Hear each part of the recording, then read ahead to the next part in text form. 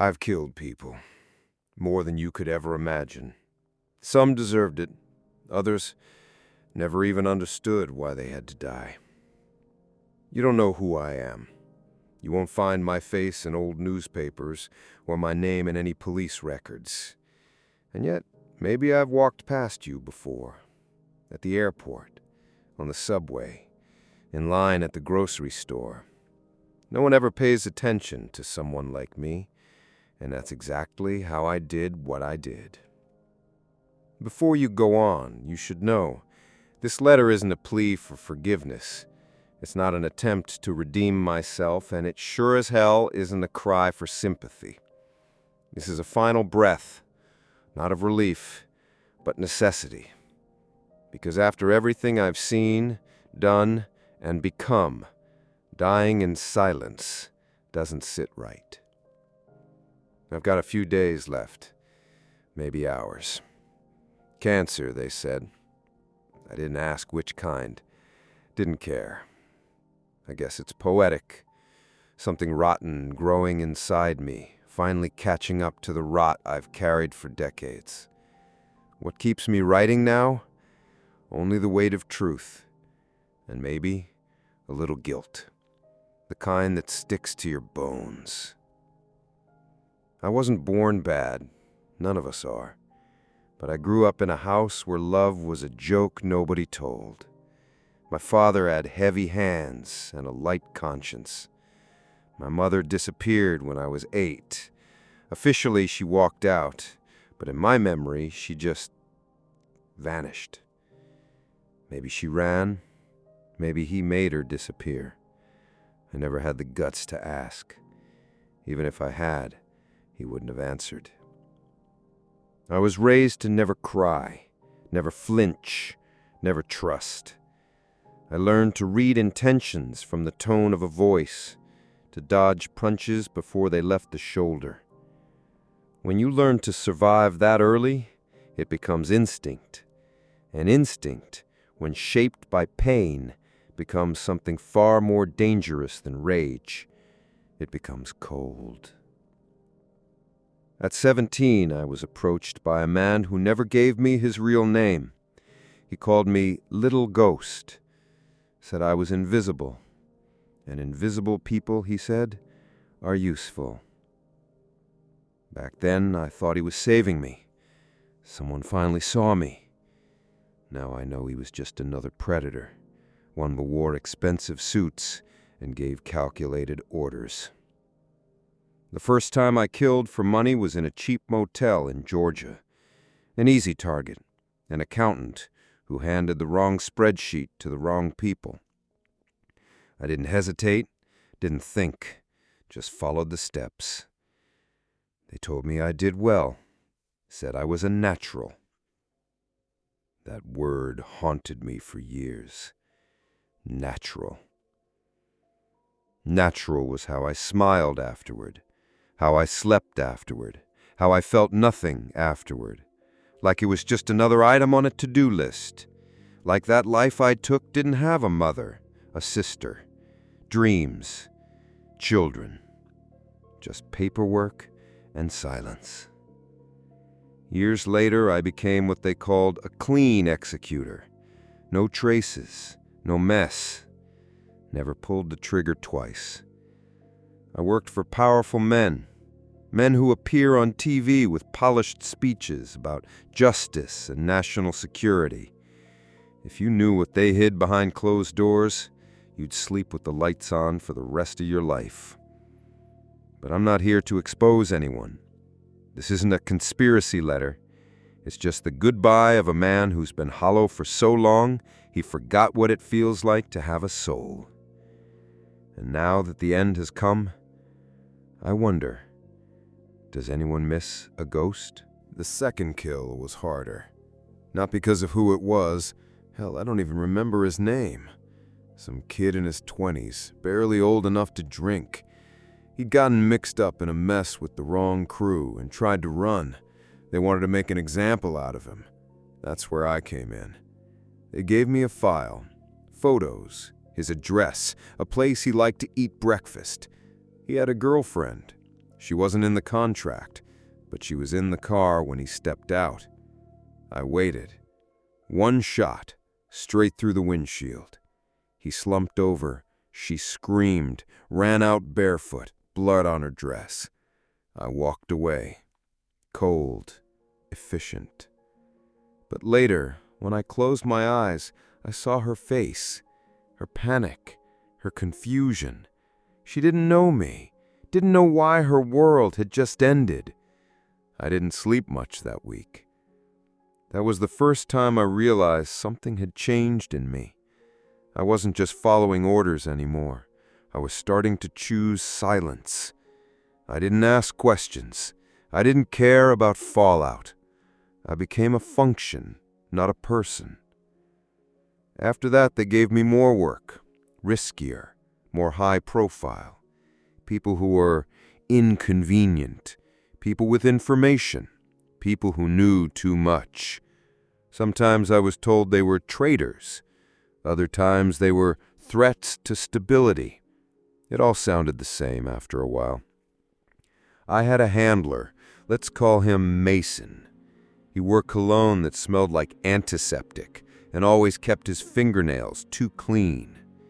Mason didn't blink when he handed me names, didn't flinch when I asked for new IDs, passports, silencers. He was just the middleman, but he loved the illusion of control. Men like that are dangerous in their own way. They don't pull triggers, but they set the pieces and act like their hands are clean. He once told me something that stuck with me. You're not a murderer. You're a filter. The world's clogged with noise. You help clean it out.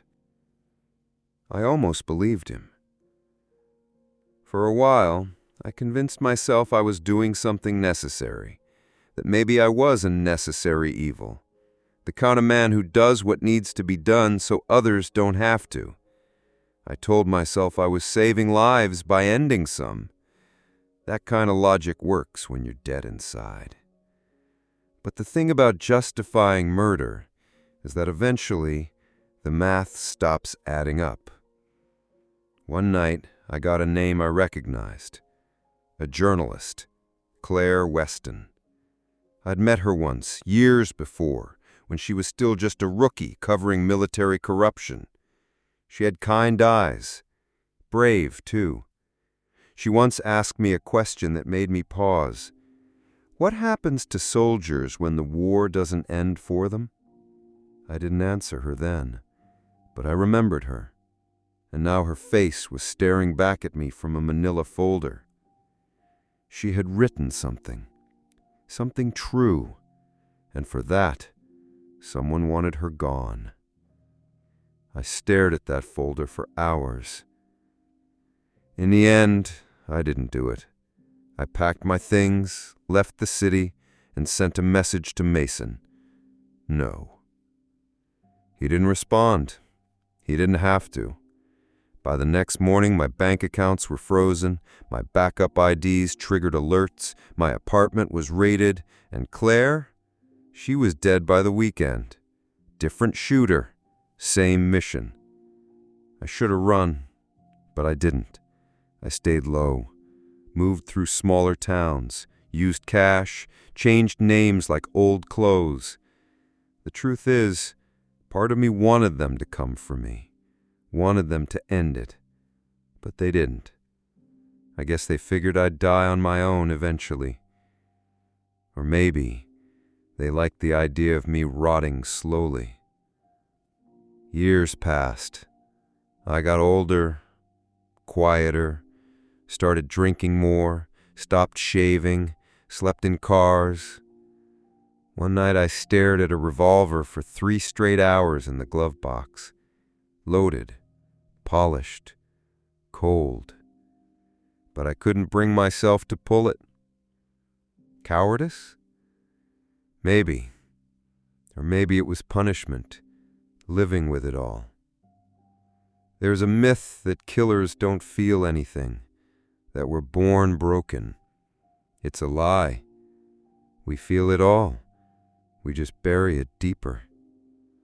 And now, with each breath feeling heavier than the last, I finally feel ready to exhume what I buried. You're probably wondering if I regret it. That's the hard part. I don't know. I regret who I became. I regret the silence, the emptiness, the faces I forgot. But do I regret every trigger I pulled? Not all of them. Some men deserve to be erased. But some were just in the wrong place, at the wrong time, looking the wrong way. And I was the wrong man to cross paths with. There's a saying I heard once, maybe in a book, maybe on TV, that goes, "The dead don't stay buried, especially when they're inside you." I used to laugh at that, thought it was poetic nonsense. But now, with every hour blurring into the next, I feel them. Not in a ghostly way, no rattling chains or whispering voices. It's worse. It's memory. Still, silent, heavy. I remember one in particular, a man named Elias Monroe. He was a professor, smart, soft-spoken, always wore a brown leather satchel. Used to write papers about intelligence agencies and war crimes, digging into places people wanted kept dark. I followed him for 3 days, watched him hold hands with his wife, saw him pet a stray cat outside a cafe. He had a kindness that made me hesitate. On the 4th night, I walked into his apartment while he was making tea. He turned around and froze when he saw me. No panic, no begging, just recognition. Like he knew his number had been called. I asked him if he was afraid. He said, "Not for myself, just for what I haven't finished saying." Then he closed his eyes. One shot, no mess, in and out in less than 90 seconds. I never read what he wrote. I didn't want to know what I'd helped erase. But now, I wish I had. Sometimes I think about finding his widow, telling her the truth, letting her scream at me, spit on me. Maybe it would help her. Maybe it would help me. But I never did, because facing the people you hurt is harder than pulling any trigger. After I disappeared from the life, after Claire died and I said no, I tried to become invisible in a different way. I moved to a dusty stretch of land outside Barstow, California, rented a trailer from a man who smelled like gasoline and cooked squirrels for dinner. He didn't ask questions. I didn't offer answers. For a while it worked. I fixed broken fences, cleaned grease traps, sat under the sun with a beer in one hand and silence in the other. The nightmares still came, but the desert made them feel smaller. Like the ghosts didn't know how to haunt a place so empty. But peace never stays. One night, a kid, no older than 16, tried to rob the gas station I was working at. Shaky hands, cheap pistol, too much fear in his eyes. I talked him down, took the gun, let him go. But my hands, they were steady, too steady. Like I'd slipped right back into it without a flicker of hesitation. That scared me more than the gun, because it meant the man I tried to bury in that desert, the killer, the ghost, he never really died. He was just resting, waiting, always ready to come back. After that night, I packed up, left without saying goodbye, headed east toward places with colder nights and thicker forests. Places where I could vanish again. But no matter where I went, I carried the same weight, the silence. It's not the noise of the gunshots that follow you. It's the quiet after, the absence, the empty space where a life used to be. I tried drinking it away, failed. I tried praying it away, didn't work. I tried forgetting. But you don't forget faces, not really. You just learn to see around them. There was one face I never could blur out, not even after all these years. Her name was Lena. She was the closest thing to love I ever knew. I met her before I took my first contract, back when I was just a kid trying to survive in the back alleys of Houston. She had fire in her voice and smoke in her laugh. Said I looked like someone who hadn't been hugged in a long time. She was right. For a while, she believed I was a mechanic, that I traveled for work, that I was good with my hands. She never asked too many questions. Or maybe she just didn't want the answers. I left her when the jobs got darker. Thought I was protecting her. But truth is, I didn't want her to see what I was becoming. Years later, I saw her photo in an old community blog. Married, 2 kids, a bakery she ran out of her home. She looked happy. And I hated how much that hurt. Because I knew I didn't belong in that world. Never did. Some men build families. Some build graves. I know which one I built. You'd think someone like me would die in a blaze of bullets, right? That's what the movies teach you. Men like me don't go quietly. We go out in alleyways, red splattered on concrete, guns still warm in our hand. It's supposed to be quick, brutal, poetic. But that's not how it works. Not for me. No, I'm dying in a room that smells like bleach and rust. A 1-bedroom dump above a laundromat in Ohio. My bed creaks like it's judging me every time I shift. There's a leak in the ceiling that taps like a ticking clock. And the pain, it crawls through my gut like barbed wire pulled slow. The doctor said it's too late. Stage 4. Nothing to be done. I didn't ask for details, didn't want to know the name of what's killing me. Just wanted to feel it. I figured, after all the pain I caused, maybe it's fair that I finally get to feel some of my own. And let me tell you, it's not noble. It's not some grand reflection at the end of a long life. It's piss in a bucket. It's blood on the sheets. It's hands that shake so bad I can't even hold a spoon. It's forgetting where you put the bottle of pills and then remembering you flushed them. Because deep down, you don't want to die slower. You want to feel it. You want to earn it. People talk about justice. Some say prison is justice. Others want public shame, a confession, a trial, a sentence. But this slow rot, this silent, coughing, night-sweating crawl to the finish line, this is real punishment. Because when you're alone in the dark and your body betrays you, and the only voices left are in your own head, you start to hear every echo, every scream you silenced, every breath you stole, every face you erased. And you can't turn it off. There's no mute button on guilt. There are nights I wake up choking, not from the cancer, but from the weight on my chest. Not metaphorically, I mean it. I feel something sitting there, like one of them climbed back in to take a piece of me with them. Sometimes I see Monroe again, the professor, standing by the kitchen counter, still holding the mug of tea. Sometimes I see the kid at the gas station, hands shaking, eyes wide, gun slipping from his grip.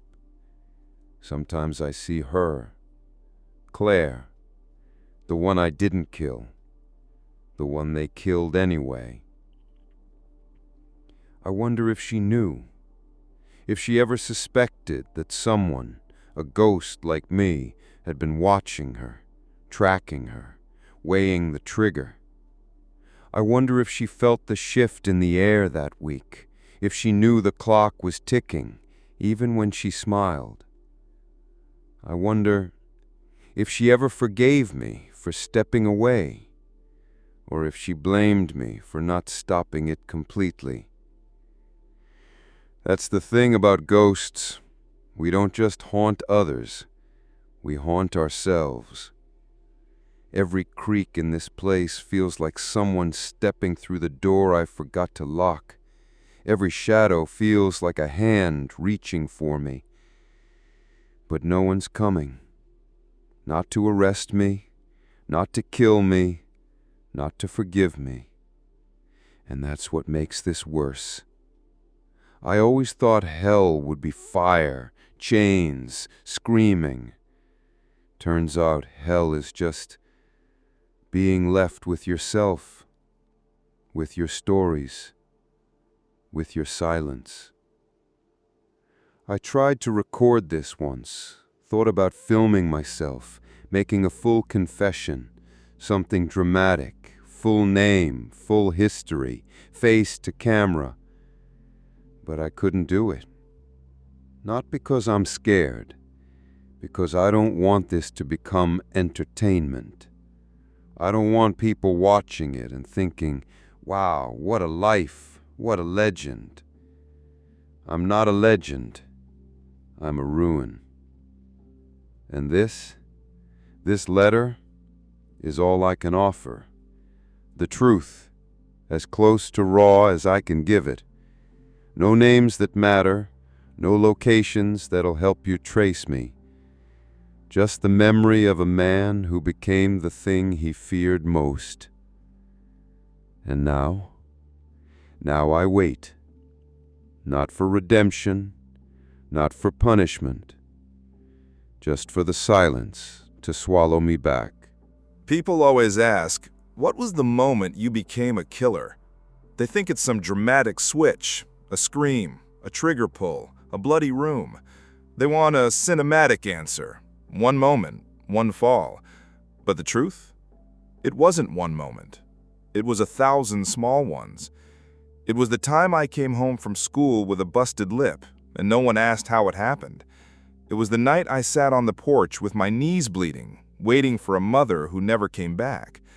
It was the whisper of a neighbor closing her blinds when she heard yelling inside our house. It was the silence of teachers who saw bruises and said nothing. Little things. Little cuts, tiny pieces chipped away until there was nothing left to protect. They ask when I became a killer. I ask when the world stopped caring I was still a child. I remember once, I must have been 14. I got caught shoplifting a pack of protein bars. I hadn't eaten in 2 days. My father had vanished again, drunk or locked up somewhere. I was filthy, my shoes had holes, and my ribs stuck out like coat hangers. The store manager called the police like he was supposed to, but the cop who came, he didn't cuff me, he didn't even yell. He bought me a sandwich, sat with me on the curb, asked if I had anyone I trusted. I lied and said I did, just to make him go away, just to not cry in front of him. He gave me a ride home. The porch was dark. My father wasn't there. The cop looked at the broken screen door, the empty beer bottles, and the dent in the wall. He sighed. He handed me a card. Said, if you ever want out, call this number. Doesn't matter when. I never called, but I kept the card. Folded it so many times it turned soft like cloth. I found it years later, in a burned box in an abandoned safe house. Still smelled like ink. By then, I'd already killed 3 people. Maybe that was the fork in the road. Maybe if I had called, I'd be a mechanic now, or a cook. Or maybe just a man with clean hands and someone waiting for him at home. But no one came, and I didn't ask them to. That's how boys like me slip through. We learn young that asking for help is weakness, that no one listens unless you make them afraid. So we stop talking, and we start acting. Violence became my language. Orders became my comfort, and death became easy. But looking back, I realize how thin the line was. One phone call. One adult who stayed. One night of food instead of fists. It wasn't destiny. It was neglect. It was failure. Not just mine. Everyone's. We build monsters, then act surprised when they break loose. We look at men like me and ask, how could someone become that? But we never look at the systems that raised us, the hands that didn't reach out, the eyes that looked away. You want to know what haunts me most? It's not the killings. It's the moments I almost became something else. The brief seconds where I felt human again and didn't hold on to it. Lena's laugh. The way Claire's eyes lit up when she spoke truth to power. The stray cat I fed for 3 weeks before it stopped coming around. The sandwich from a cop who didn't have to care. Tiny things. Tiny cracks in the armor. But I never let them spread, because I didn't think I deserved warmth. I still don't. That's the tragedy, isn't it? That even now, dying and alone, part of me still believes I was meant for this. That some people are born cursed. That some of us were never meant to be saved. I've kept this part locked up for a long time. Even writing it now, my fingers hesitate, my chest tightens. Not because I feel sorry for what I did. That part of me died a long time ago. It's because this one broke something that never healed. People think killers have a worst one, a final straw, a name they whisper when no one's around. They're right. This is mine. It was a job out of Baton Rouge. No file, no photograph, just a handwritten note and a stack of cash. Triple the usual rate. That should have been the first red flag. The target, a woman and her son. Yes, her son. I was told they were leverage, that the real target was the father, a cartel accountant who had disappeared with sensitive information. They wanted to send a message, one the father couldn't ignore, one he'd never recover from. I tried to refuse, said I didn't kill kids. I had rules, not many, but that was one of them. Mason, or whatever name he was using at the time, told me, "This isn't about you. This is about order. You've killed plenty of men to protect stability. This is the same, just messier."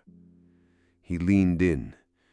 "You do this and you disappear clean, off-grid, no debts, no chase." That promise, he was tempting. I was tired. I'd seen too much. I wanted out. I wanted silence that didn't follow me with a gun. So I said yes. I told myself I'd find a way to do it fast, painless, that I wouldn't look the boy in the eyes. But nothing goes according to plan. The mother was home. She recognized me. I don't know how. Maybe she'd been warned. Maybe her instinct screamed louder than her logic.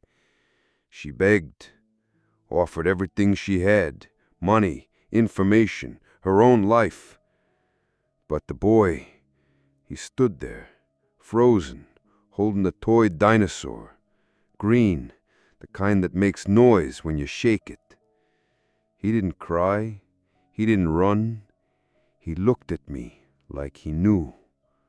And I looked back like I didn't. I pulled the trigger twice. One for her, one for him. Clean, quick. Then I ran, not from the scene, from myself. I was gone before the police even arrived, the cash untouched, the message delivered. But something inside me shattered. That night, I sat on a motel floor for hours, staring at the wall. No drinking, no music, just silence and that toy dinosaur in my hand. Yes, I took it. I don't know why. Maybe to punish myself. Maybe because I couldn't stand the thought of it lying there next to him. It squeaked once in my pocket on the way out. I still hear that sound in my sleep. I kept it for years, in a locked box, buried under clothes, under fake passports, under layers of denial. It never left me. That job was supposed to be my way out. Instead, it was the moment I stopped being a man. After that, I didn't take another job for almost a year. I drifted. No purpose, no contacts, just guilt that turned into rot. And the worst part? No one punished me. No knock on the door, no bullet in the back, no trial, nothing. Just silence. That's what people don't understand. You don't need hellfire to suffer. Sometimes surviving what you've done is worse than any execution. I've been dying since that day. This thing in my body now, this tumor, is just the world catching up to me. Every day since Baton Rouge, I felt that boy staring at me, not with hate, but with confusion, like he still doesn't understand why it had to be him, and neither do I. There's no reason that justifies it, no system, no order, no cause. I became the monster I used to say I was hunting. And I've carried that toy dinosaur for over 20 years, not as a souvenir, as a sentence. It's here with me now, next to this letter, faded, silent, just like me. I think this is the end. Not in a dramatic way, no blood, no sirens, no shadowy men kicking My hands are shaking more often now. I can't hold a pen for long, so What I fear is vanishing without meaning, not truth, a record, something that says, this. I've spent the last few days preparing, not for recovery. That ship sailed long ago. I'm preparing for I've burned every ID, shredded every document, erased. There's no real name left, no birth certificate, no family tree, just ashes and false trails.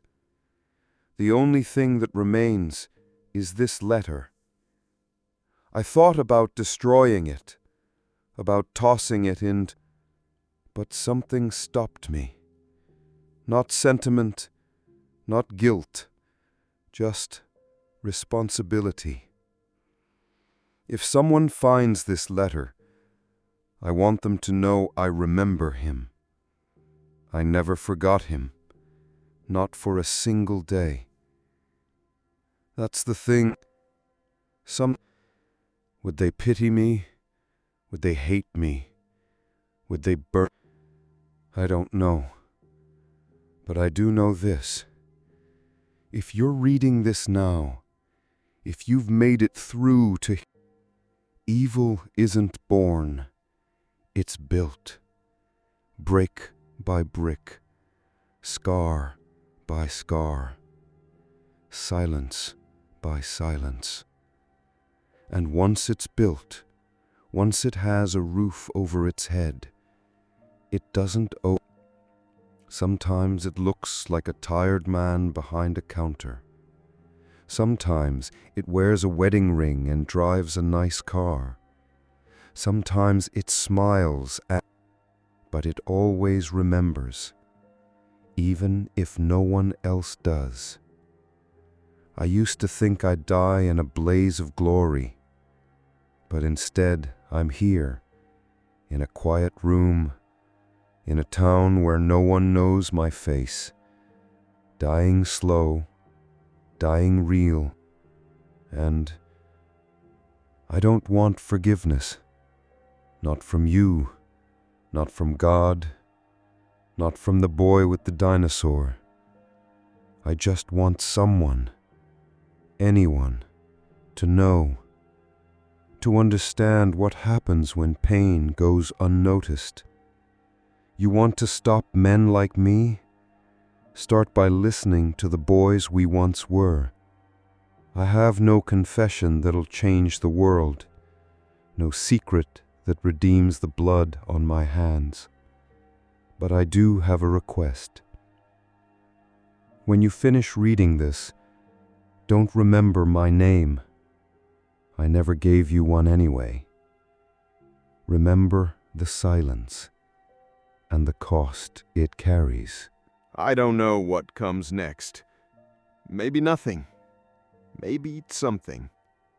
But this letter is the last piece of me that will be left behind. No grand reveal, no final plea, just a whisper in the dark. If you're reading this, know that I tried to carry the weight alone. I failed.